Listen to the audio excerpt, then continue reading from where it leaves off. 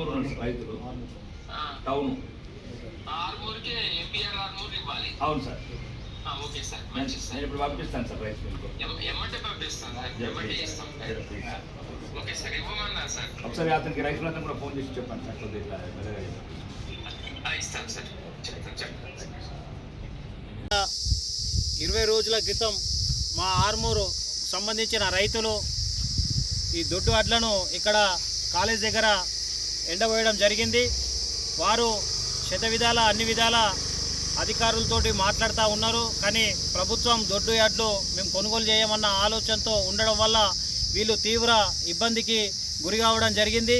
ఈ విషయాన్ని నేడు మన ఆర్మూర్ ఎమ్మెల్యే గౌరవనీయులు రాకేష్ అన్న దృష్టికి ఈ రైతులము ఇక్కడ ఈ 3 కొంతల సాధారణమైనటువంటి నేను, మా బొల్లుపోతన్న, నారాయణ మల్లన్న, మా రైతులైనటువంటి సిద్ధాపురం చిన్నయ్య, మరి లింగన్న, నారాయణ, ఇట్లా అందరం కలిసి ఈ చిట్టిబాజన్న, మన తోట చిన్నయ్య, వీళ్ళందరం కలిసి గుండు చిన్నయ్య అందరం కలిసి ఈరోజు గౌరవనీయులైన ఎమ్మెల్యే గారి రాకేష్ అన్నను కూడా కలవడం జరిగింది.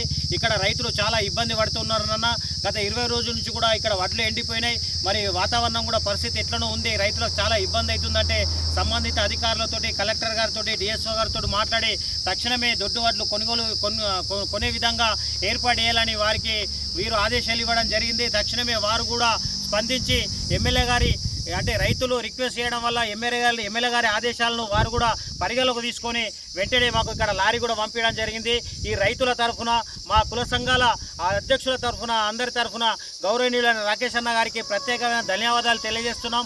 అట్లాగే ఈ సంబంధిత అధికారులు డిఎస్ఓ కానివ్వండి, కలెక్టర్ కానివ్వండి, మెప్మా అధికారులు కానివ్వండి, అందరికి కూడా పేరు పేరున మేము రైతుల తరఫున ప్రత్యేకమైన ధన్యవాదాలు తెలియజేస్తున్నాం. మేము ఒకటే కోరుతున్నాం, మేము కోరేది ఏంటంటే ఇక్కడ అమాలి వాళ్ళని కూడా ఎక్కువ ఉంచి రైతులకు ఇబ్బంది కాకుండా చూసి తక్షణమే ఈ వడ్లను కొనుగోలు చేసే విధంగా తక్షణమే చర్యలు తీసుకోవాలని, వీలైతే అమాలను కూడా ఎక్కువ పెట్టి కొనుగోలు చేసే విధంగా చేయాలని మరొకసారి మేము విన్నవించుకుంటున్నాం.